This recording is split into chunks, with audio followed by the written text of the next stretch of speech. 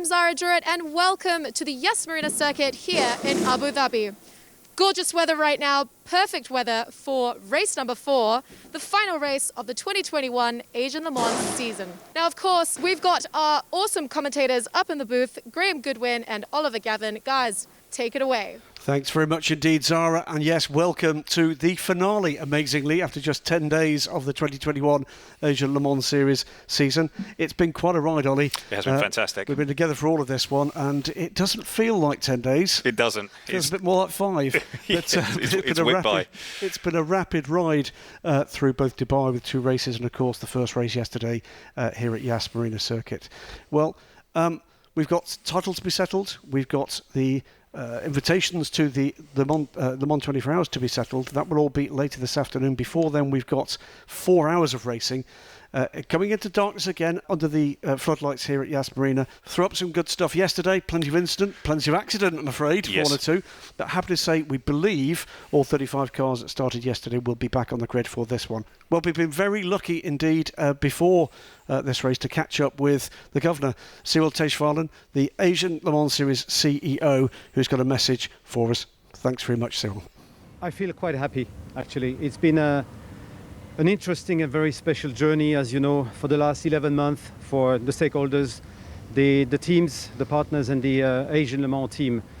And I have to say that a few minutes before the start of the 4th race of this very special Asian Le Mans season, it's important now to address a deep thank you to all the teams on behalf of the Asian Le Mans and the ACO, all these teams and stakeholders that have kept following us for the last 11 months and managed to join us in the Middle East. We have delivered a platform, and I'm very happy for the Asian Le Mans and for the ACO that we managed to keep the championship alive. It is obviously special circumstances. This grid is very highly competitive. We are missing, of course, lots of Asian teams and drivers that couldn't make the trip because of course, the travel restrictions and quarantine in Asian countries. But this grid actually doesn't really reflect the reality and the potential of the Asian Le Mans Series, because otherwise, without this quarantine in Asia, we would have probably had 10 additional GT cars coming from Japan, China, Malaysia or Taiwan, which is for us, now that we are close to end this 2021 season, something which is very encouraging for the 2022 season. So a big thank you again for everyone involved. And now I think it's about time to let's go racing for the last time this season. Well, here we are, 21 turns here at the Yas Marina circuit, and at 5.54 kilometres through turn 1, turn 2, fast sweepers, then down into 4 and 5. You can get ping for track limits there, and then out of 7 and down the long back straight here. You'll be reaching the top speed VMAX of about nearly 300 kilometers an hour in a P2 car. Important 8 and then 9, very important to get traction off of there, and then down another long run into turn 11. Then it gets tricky, and then it gets technical here through 12, 13, lots of off-camber exits, and then through to the trickiest braking point on the track, 17, and then underneath that iconic bridge there by the hotel through 19 into 21, final corner on the track to complete one more lap of the Yas Marina circuit.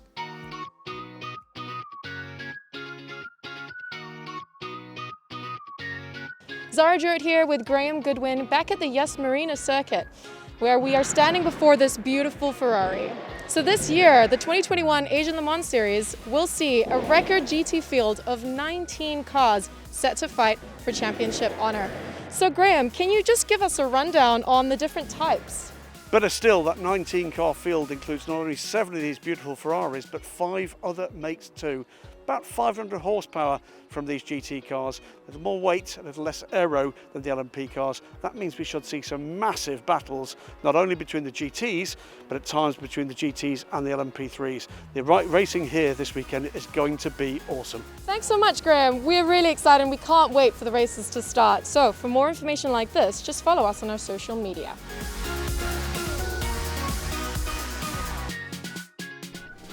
Hello, it's Ife from Drive Racing. We are here in Abu Dhabi. I'm going to talk you through one lap in LMP2 class. So turn 1 and 2 into turn 2 and 3. If you get everything right, it can be flat out. Now we're going to sector 2, coming with turn 5. off-banking braking, easy to lock up the brake. Going to the slowest part of the track, tight hairpin, downshift to first gear. A bit blind spot for these prototype cars to see the apex, and then all the way flat out at the exit, coming to the fastest part of the track, reaching almost at 300 kph. Downshift from 6th all the way to first gear. Bit bumpy braking. Make sure to kiss the apex and stay left side of the track to prepare for the turn 9. Exit slightly trouble with traction, but coming to sector 3, approaching a GT, always tricky to overtake them just before the braking. Downshift from 6th to first gear. Quite challenging here, chicane ahead, right, left, use a bit curb but not too much, slight wheel spin. Turn 14, be careful on exit throttle application. Now we are into the hotel section, quite challenging braking with a lot of lateral load on the car. Downshift to first gear, exit mid-track, quite challenging double left-hander with a lot of wheel spin. Exit running close to the guardrail on the right side, coming to second last corner of the track. Exit running close to the banana, and then now we are at the last corner of the track. Slight oversteer on exit, but we just managed it well, and then that's a lap around Yas Marina circuit. Well, 4 hours around the Yas Marina circuit in Abu Dhabi. Bright sunshine and high temperatures for the 35 car field. Minor dramas at the start for the 26 car, more major dramas behind for one of the United Autosports cars that stopped more or less on the grid. Battles galore up and down the field in GT, with the Aston Martins showing well at the start of the race and very deep into the race too. Battles too down that main straight with the 57 car, the 51 getting themselves involved in a tangle before we saw the race-ending incident for the 97 TF Oman racing car. 99 though, the Precoat Herbeth car that took race 1 win in Dubai would come home with another run to the podium second, but it would be the untouchable pace eventually once the challenge of the Aston Martins had been dealt with. GPX Racing take the win here and are looking good for championship. In third place in LMP3, the number 3 car, the survivor after 2 early exits from the race from United Autosports, 3 Ligier, and ahead, it was the 2 cars from Nielsen Racing. Matt Bell closed in rapidly on Colin Noble. We'll find out post-race whether it was team orders that actually preserved the order, but Colin Noble and Tony Wells thoroughly deserved a great result after traumas earlier in this season in Asia. Colin Noble and Tony Wells it is that will take the win. In LMP2, Franco Colapinto would come home second place, bring home the 25 car in second place after some really good battles down through the field. Phoenix Racing here, Kelvin van der Linde doing the business in the last hour. 25 car it would be in second, 26 car would make it 2 G-Drive cars on the podium, but the overall winner from Jota Sports, a fantastic run from the team. All credit to Sean Galel, who ran all bar one stint in this race to bring home a thoroughly deserved win for Jota here in Abu Dhabi, with 4 hours more to come tomorrow. Race 4 and the finale. It's another pole position for G-Drive Racing, this time the 26 hours though. Pole position in LMP3 for young Malte Jakobsen in the number 15 RLRM Sport car, and a second pole position in GT for the Hub Auto AMG. A massively exciting race in prospect with the times close up and down the order.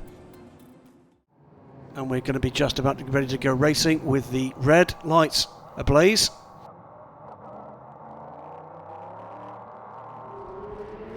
Keep an eye on turn 1. Now they go. Pole position man gets a bit of a run here. Rennie Binder with John Falb looking his mirrors. It's going to be a cleaner turn 1 for the LMP2 cars. Big lock up there for the Ginetta just as the 44 car turned in. Looks to me like everybody's got away cleanly there though. 26 from 25. It's more or less the grid order. Phoenix Racing, but Sean Galel looking up the inside immediately and makes that move for 4th position. The 28 car already ahead of the 64.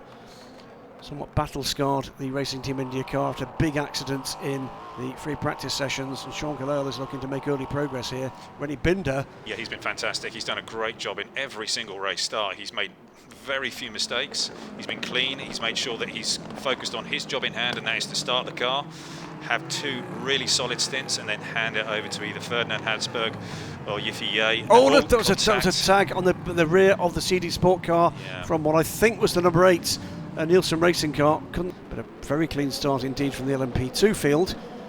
These 5 cars away pretty much cleanly. 26 coming round to the anti-penultimate lap to complete the very first racing lap here for the race 4. Race 2 here at Yas Marina Circuit, the final round of the Asian Le Mans Series, and he's going to be away and clear here, Rennie Binder. Yeah, we've seen a lot of this. He's been getting away and really getting himself, tuned in. Pushing hard, and the GT cars beating up some of the LMP3s right now with that tussle in the middle order. We've got the... and the 40 GPX Porsche has its left side mirror hanging off, and I think it's actually just lost it. Gone. Yeah. Axel Jeffries has been... It's still hanging on by a thread. Yeah. So will that cause some problems? But going to the lead in GT, it is Marvin Kirchhofer in the number 89 Garage 59 car from David Perel. Is up to second in the Rinaldi Racing Ferrari. That's been the form Ferrari of the season, hasn't it? Yes. As Axel Jeffries looks to do what he can do about getting by the number 3 United Autosports Ligier. We've got one of the cars off. I think that was the Era Motorsport car off just before the hotel. Yep. Just rejoins in the middle of the GT pack. The 18 car has had a bit of a moment. As I was talking about, that brake zone at 17, it's tricky. I've just seen the car that's off. It's actually off just before the bridge in the runoff there. So it's going to be quite tricky to get. Yeah, it's going to be difficult to get that car. There it is. Well picked up. It's not in a place of safety yet. That is still in line of attack, if you like. Back to green. Looking behind here, the 25 car likely be under pressure, but John Fowle keeps it neat and tidy there, makes it as difficult as possible. Rennie Binder immediately pulls out an advantage. This is where John Fowle had a problem at Woodmer in Dubai, getting going again after a yellow flag period. And it's just getting those tyres back in that window. Keeping it error-free, and he's doing a good job of it so far. This is the first tricky part. Heavy braking for the flip-flap before, the hairpin at the bottom of the circuit, and the slingshot down that long back straight. Yeah, if he can get himself off of 7 well, he'll be looking pretty good. Sean Galale looking racy here as well. Yeah, Sean will be looking to use this as an opportunity to get by that Phoenix car. The Phoenix car did seem to be very quick on the straight yesterday and quite hard to pass. They do look to be line astern coming down here into turn 8. And would dearly love to take another title home to Las Vegas. There's Milton Jakobsen, but the bad news for RLRM Sport is that has burned some of the young Danes' opportunity to pull away, and Rory Penton doing a very good job of sticking with him this time. Ian Loggy having a much better day. Yeah, I'm sure that Richard Dean is a far happier man today than he was yesterday. Absolutely. Had two of his cars out within the first couple of laps. It was very unusual to not see United cars circulating towards the front of the P3 field, but sort of almost normal service has resumed. It was our little Ginetta. This is the series debut, World Racing debut here in the Asian Le Mans Series for the third of the Gen 2 LMP3 cars to emerge. It has been difficult 10 days for the team, but they are beginning to unlock some of the potential from that. They know, they've made it very clear, it needs a bit more time and development, but has potential. Yeah, it does seem like they've had 2 weeks of testing in public, really, and it's looked at times okay, but at other times it has looked rather painful. So no sign that the Phoenix car, or Sean Galale, who's not at the moment in a position to be able to attack the 2 cars ahead of him. No, I'm sure Sean's just trying to get himself warmed up after yesterday, eyes forward and really positive. And they're still in this championship, Joe Terrar. So 26 car in the hands of Rennie Binder is going away here again. Yep. After being backed up behind the safety car for that incident, we think possibly involving 27 on the 60, although the 27 is back on track. So our leader in GT behind Marvin Kirchhofer is a train of 4 LMP3 cars, the 2 Nielsen cars, the 8 from the 9. So talking to a couple of the guys earlier on, Andy Merrick I was having a chat with him, and he was saying that trying to get past the GT cars in a P3 is really quite tricky. There's really not that much difference now when you've got one of the bronze or silver drivers in the car, or the bronze drivers in the car in P3, then trying to get that past these pro drivers in these lead GT cars, it's tough. And particularly when you get down to this region of the track of 11 onwards all the way through to the finish, trying to make that pass stick is difficult without risking your car. The safety car's out again. This is the second race in succession. We've had 2 safety cars within the first half hour. What has gone on at turn 11? Oh, that's a big one. That is 2 other Ferraris. That's the 54 car and the 51 car. That is Francesco Pierbenetti and Thomas Fleur. Let's have a look back at the first hour of action here. And neat and tidy start. And the 2 G-Drive racing cars, the main mover, Marvin Kirchhofer, in the background there, going through and would eventually take the lead in the GT class. Great midfield battles with the GTs. Battle 2 between the 2 Nielsen Racing Ligiers and the DKR Duquesne in LMP2. Bit of a flutter of porpoising there from the Phoenix Racing car, but controlled to the point of the incident that involved these 2 cars, the 51, the 54, sent us to the second safety car of this race.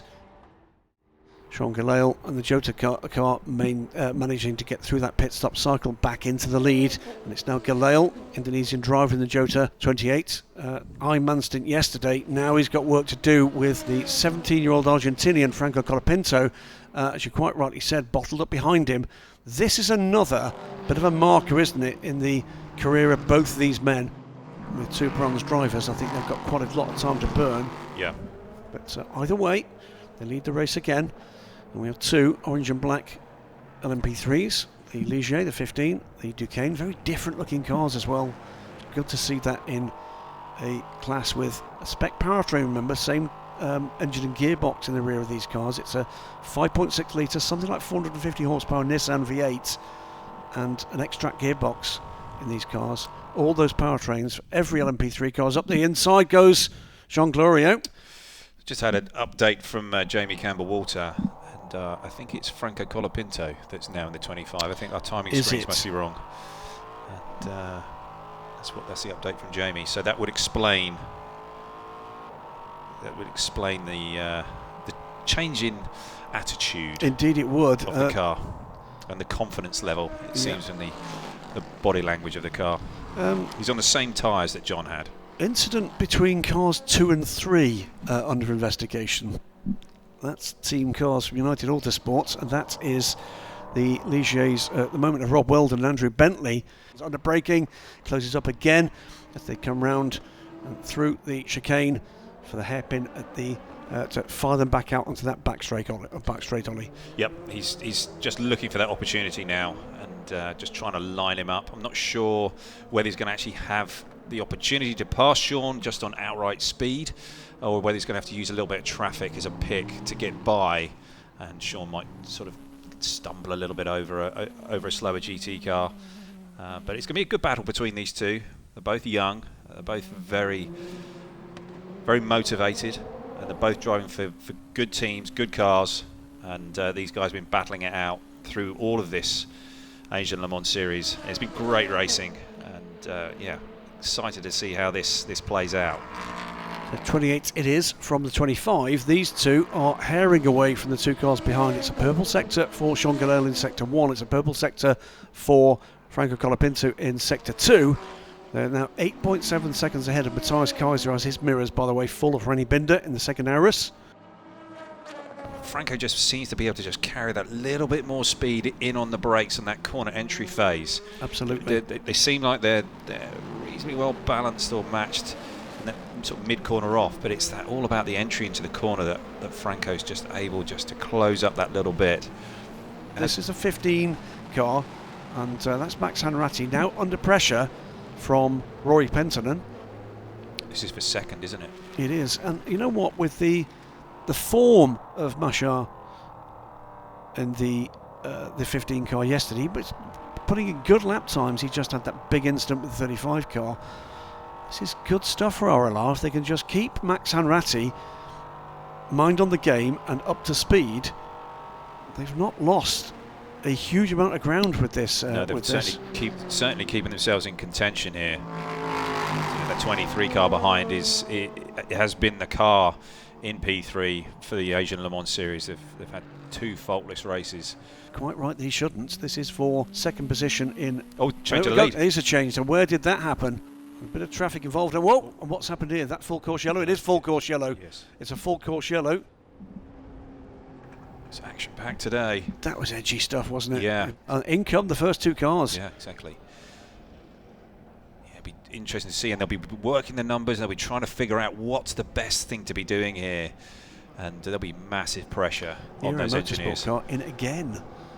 That is the 6th stop for the number 18 car. Gets underway just as Sean Gillel pulls into the other Jota pit, because Aero Motorsport here being handled by the Jota team. He's got tyres ready there.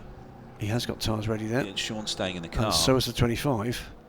Yeah, because these are still John Falb's tyres that Franco was on. Yeah, away they go. Up goes the car on the air jacks. We're going to stick with this for just a short moment. Back to green flag racing. Yeah, we are back to green. And away goes, well, it's Rui Pinto d'Andrade is back aboard the 25. It seems like there's some gap to the 28 car now. What we had by way of pit stop times for those 2 cars. Comes the Duquesne. Jean Glorieux. Number 63 car just coming through turn 8 and out at 9. And they're currently in the lead of P3. Now remember, it would look to me as if the Jota car did not take tyres because they were 22 seconds quicker in the pits. Right. So that could come into play deeper into this stint. Teams have done a great job in presenting these cars in beautiful fashion. We go with the GPX car way down the order of course with the 34. And he's trying. This is Nicky looking to put the 40 a lap down, or a further lap down actually. Because I think that the 40 is. Just trying to find out the timing screens here. It's 30. What's a number of a couple of laps down. Well, we're about to see, aren't we, a comparison in straight line speed here between these 2 cars. So it'd be if we can keep with this up the inside he goes. Yeah, it's just executed like that. But it shows the traction of the Porsche there. It's just straight on him. Yeah, it really was straight on him. But the power of the M6. Look at that. That's a lot of giddy up. Stretching its without a doubt. Its legs. The LMP3 car flashing his lights. Not quite sure why, because they're almost as quick in a straight line here, and no chance the LMP3 car catching them before they get into the left-hand turn. Here they go, and again the Porsche gets power down quickly. But that BMW is looking very capable today. It is indeed. We're going to go down to the pit lane where Zara has got Rennie Binder. Yeah, it was a bit of a up and down in our race until now. Start went quite well for us. Got in the lead. Then unfortunately for us there were 2 safety car periods which made the gap to the field tight again. Then I got the full course yellow. I pitted first on the safety car, but we got pretty unlucky with the car in front of us, the car behind us. We got stuck in the pit, so we had to push the car back. So we went back from P1 to P4, and yeah, a bit unlucky for us, but what can we do now? Yeah, well there you have it. Thanks so much. Back to the studio. No, certainly Nicky's showing his class in the BMW M6, and he's certainly stretching its legs and getting it as far in front as he possibly can before handing over to his teammates. Yep. He's giving them a really good chance of a strong result here today. But I'm looking further down the order in GT, and the 88 Aston Martin and the 7 McLaren. 7 McLaren's got Ollie Milroy behind the wheel now. Jean Glorieux is with Rory. Touch, and it round goes the leader. Sean Gillel. It's the 89 car and the 28 car. Galil has got it gathered back up, but that has put Andrade through. I'm afraid I just glanced at the timing screen and missed the point of impact. 89 car trying to get going again. I think he's got damage. Damage there. He's been caught by Rory Penton. Here they are. This is the battle for the lead. 63 and 23. Maybe a little bit overly aggressive there from Rory Penton, but he's in a hurry here. Yeah. He's got the line here though. He's got a good run. Now we're going to see in a straight line, he tucks in behind the Duquesne. Now what about the aerodynamic efficiency of these two packages? That has been a very slippery car, the Duquesne, hasn't it? As the normal was before, but more fundamental difference I think between the Gen 1 and Gen 2 Norma and Duquesne than there is between the rather evolutionary but extremely efficient Ligier. As we watch this battle, by the way, I think I'll use the phrase much trouble 27 Kessel car gets a 35-second stop and go penalty for speeding in the pit lane. That will be a stop commensurate with the amount over the prescribed 60 kilometres an hour that it was, which is a lot over the 60 kilometres an hour. Right. Let's have a look back at the action from the last hour here at Yas Marina. Well, it's been incident packed, so with quite a lot of time, I'm afraid, under a safety car, but in GT, the race swinging the way of the Inception Racing McLaren up into second position, chasing down the BMW, which in the hands of Nicky Katzberg has gone away at the front of this race. This is the 34 car, and 34 car making hay through the chaos that's been around. Chandler Hull now aboard that car just as we speak. GPX Racing car behind, not having its a good day today. 63 and 23, DKR Engineering, Duquesne, and the 23 United Autosports Ligier have been battling away towards the end of the hour. That would finally go the way of the 23 car in the hands of Rob Weldon, who's taken the lead of the LMP3 battle with problems for the 63, including a drive-through penalty, yet more issues. So 63, it is in second place. Rob Weldon, the double winning car in Dubai and then a DNF yesterday. They're going to be looking to do what they can do to nail in this title. Work to do yet for United Autosports. In LMP2, it's been tale of two battles, 26 and the 5 car. That's a battle finally going the way of the 26, very deep into the hour. Yifei now trying to drive away and close in on the battling pair ahead. Sean Galale is next target. Sean Galale in second position after the lead being taken from him by Rui Pinto de Andrade. Welcome to the Asia Le Mans series here at Yas Marina, Abu Dhabi. I'm Oliver Gavin, and today we're going to take a look at the safety car, this Camaro ZL1.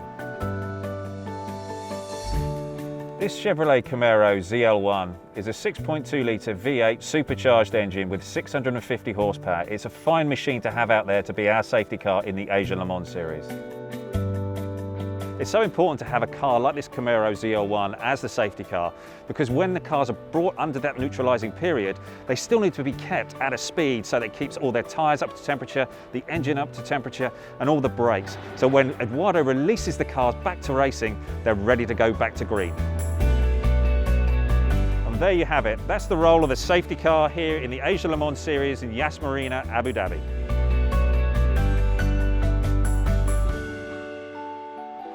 Back to live action. We must be getting into the pit stops here and people rolling through their different strategies. I'd say that the 40 car is going to struggle from here to get decent points today. I think you're absolutely right. It would need real dramas of the sort that I don't think anybody really wants to see for any of the players here after a hard-fought, rapid-fire and difficult season. Number 3 car is on pit road. This is the United Autosports car of Andrew Bentley from the lead in LMP3. Rob Weldon drops back into second position after taking his pit stop. Something's happened here and the driver's being sent back out to the car to do something here. I'm not entirely sure what that is. I think it's to help the driver get in. Ollie Milroy is leading this GT race. He's 15 seconds ahead. Sorry, Ollie, I cut you off. No, I was just going to say that it takes extraordinary upper body strength, but also huge core strength to do that. Yeah. And yeah, these guys are athletes that are in the pit lane. Tom Blomqvist aboard that car now. I think it probably will be. Here he goes, running to the car. He's been rapid. He has. And This has been the best Ferrari team in the series. And I think, I don't think we were sure what to expect from this trio, but looking at the three names, Rino Mastronardi, David Pirel, proven form against their peers. Yeah. And why would we have expected anything different with the injection of a healthy dose of Davide Rigon into the cocktail? And they absolutely have been the form Ferrari, and this is good news for Rinaldi Racing. They're going to be there really pushing themselves forward into a spot where they can really challenge for one of those 4 invitations lest to we Le Mans. forget another team that has not been to Le Mans. Yep. And the list of teams in this GT order that have not been to Le Mans and stand with the potential to take one of those 4 automatic invitations to Le Mans 24 Hours is a long one. Why 4?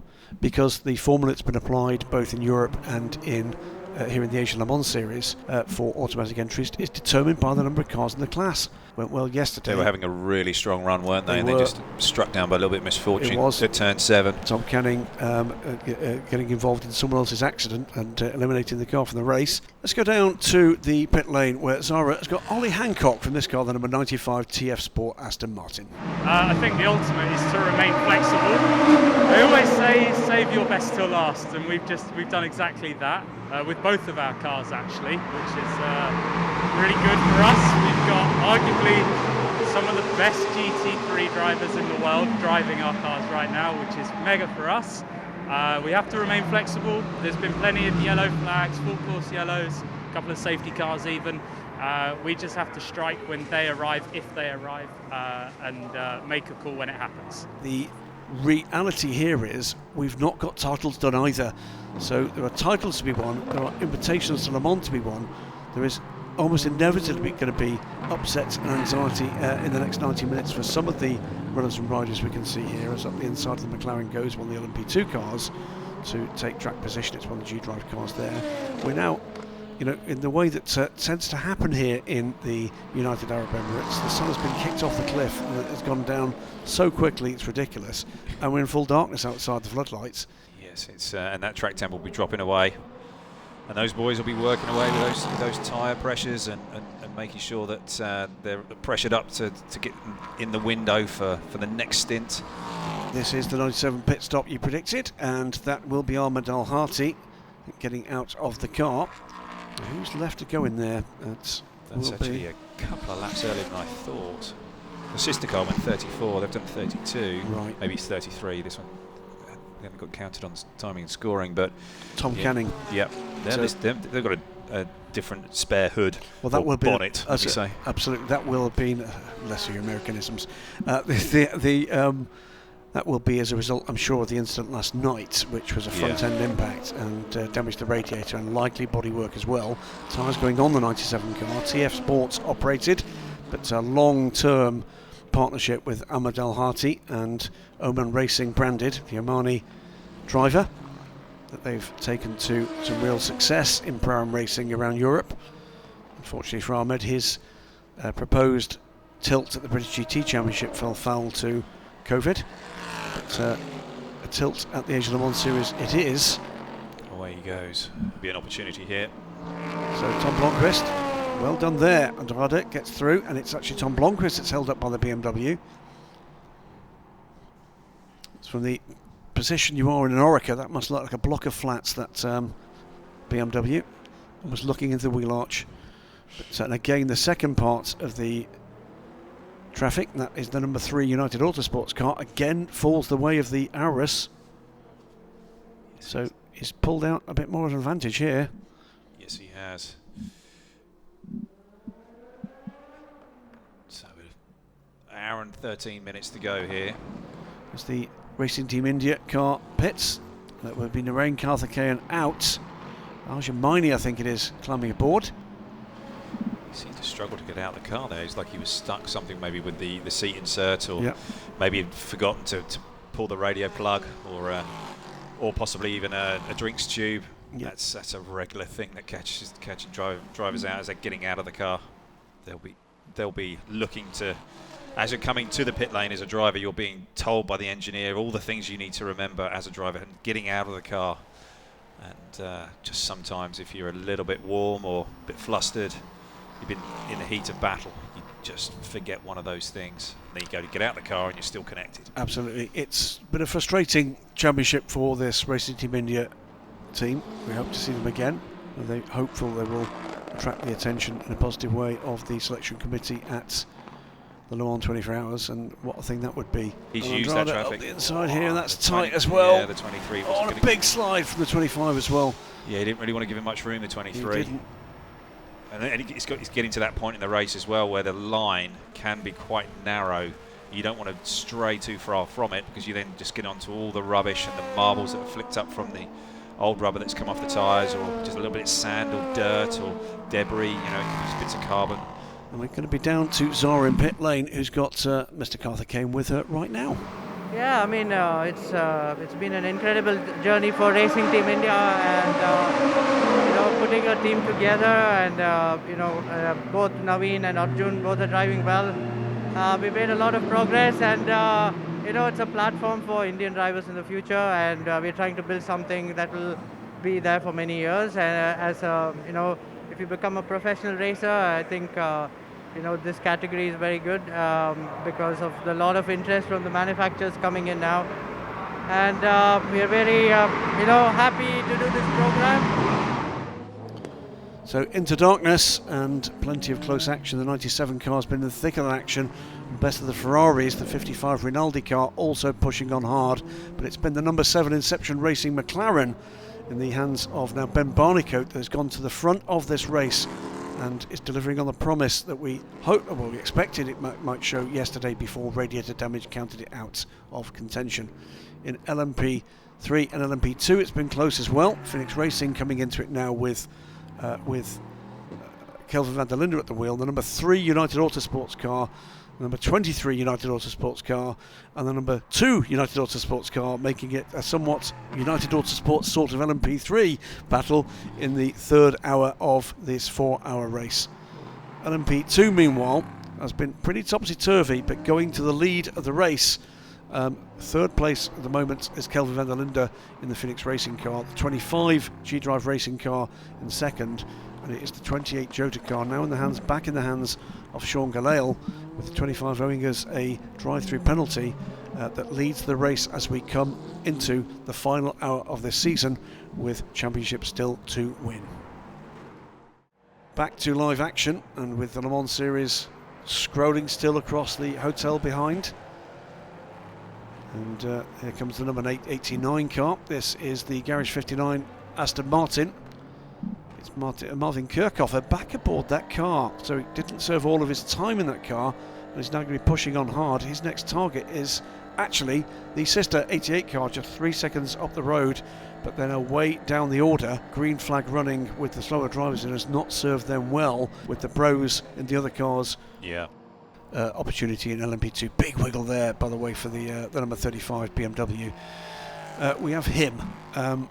We've got Franco Colapinto, an emerging star in LMP2.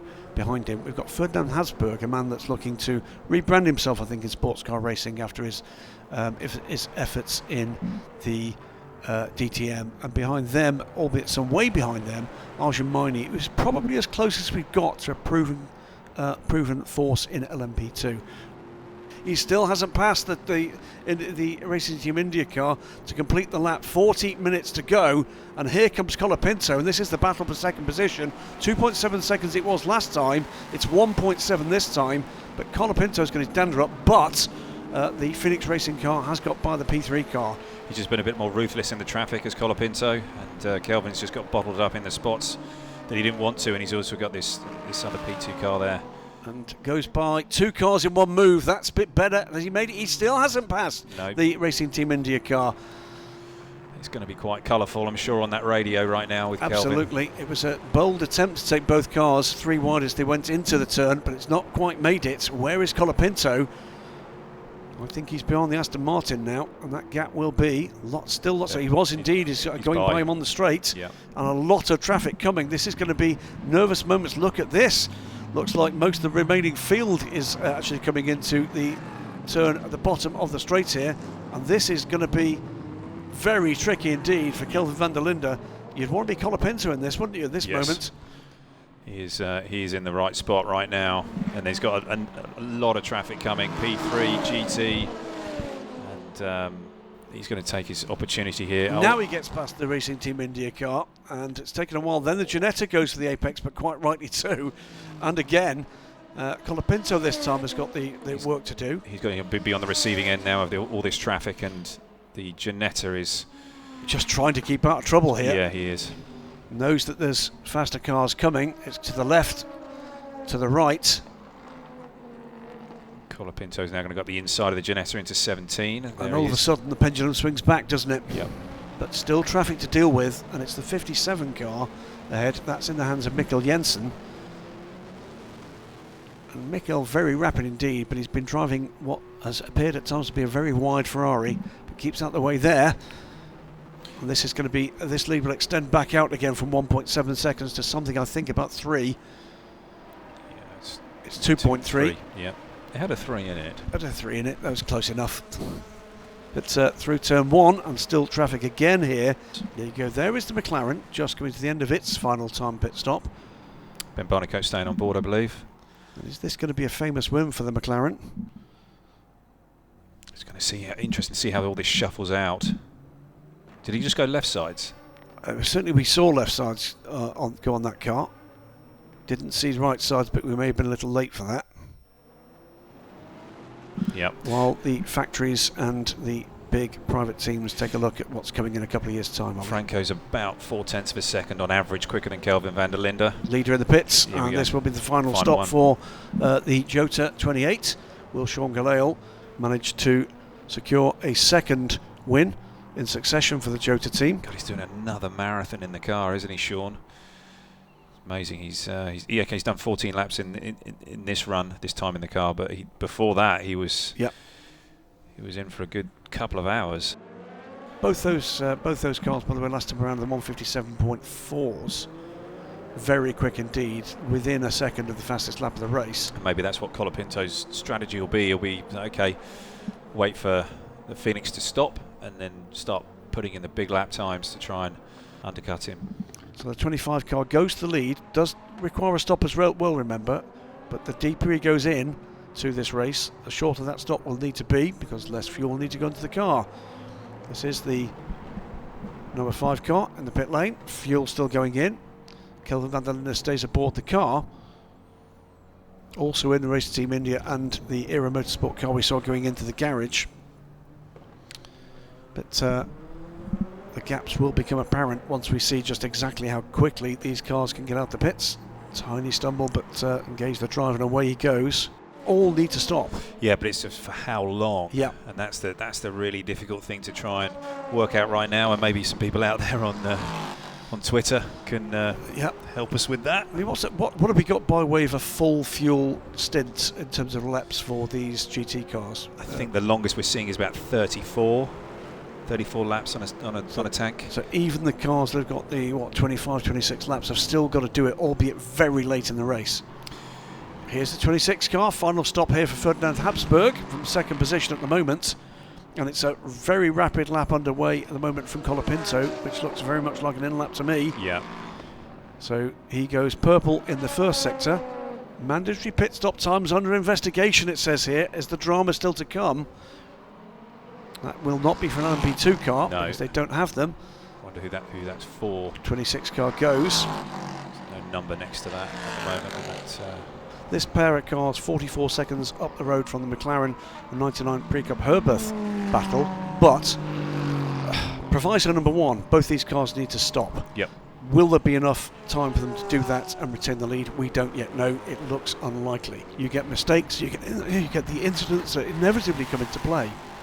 Meantime, in LMP3, Wayne Boyd, I think, has fended off the attack from Duncan Tappy. That looks fairly stable. Andy Merrick hasn't given up, by the way, returning to podium form, and 3.8 seconds it is, the gap to Colin Noble. Andy's got the hammer down because he knows Lawrence Hurt is there. So the last place on the podium in LMP3 isn't done yet either. No. In comes Mikkel Jensen. Critical pit stop this for the GT battle. could be just coming in on fumes. Yeah, where is he going to emerge is the key question. So as he comes through, Johnny Adam will go through and into the lead if Adam doesn't pit this time around. Actually, Adam's been in and out. So Johnny Adam came in and is out again. Fuel only, of course, for the 57 car. Yes, only. And they're away. Yeah. And the 55 is right behind him. So he could potentially lose 2 places here. He doesn't want to do it there, does he? No. So he's basically just biding his time. And it's They've allowing still them got to that bodywork close. issue. Oh, what drama here. Because he's powerless to... There he goes, ducks into the middle there. This is the 3-car battle now for second position, but that was all about the pace of Mikkel Jensen. Yes. Yeah, he's done fantastic work there. And now it's going to be a case of Ben Barnicoat's got to get his head down, try and get past this 99 car again. Wow. But I mean, this puts the 99 car in a great position here to take the championship in GT. In the last 6 minutes, further drama. We always say it always comes the last 20 minutes of any endurance race, and could have an effect on the 99 here. That's just been shuffled back 2 full positions.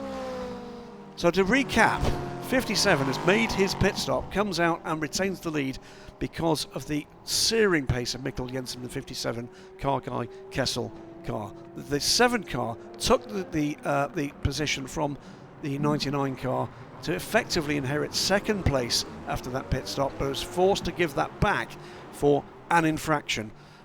He's then taken that place back, has been followed through into third position by the 55 Rinaldi Racing Ferrari. Wowza. So 4 corners from home, 3 corners from home. Sean Gallel, Franco Colapinto, 2 corners to go, and I don't think he can do it without a mistake from the man ahead. Yep. And there's no mistake looking like it's going to come, but this final turn has proved tricky, not least for Franco Colapinto. But it's going to be Sean Gallel and the Jota team, number 28, coming home for a second consecutive win in the final race of the Asia Le Mans Series 2021. What a battle to the end. Fine drive by him, and Franco Colapinto, excellent speed there at the end, just didn't quite have enough. 0.4 of a second was the gap, and ironically, because of that battle, by the way, the lead gap in GT will be a lap.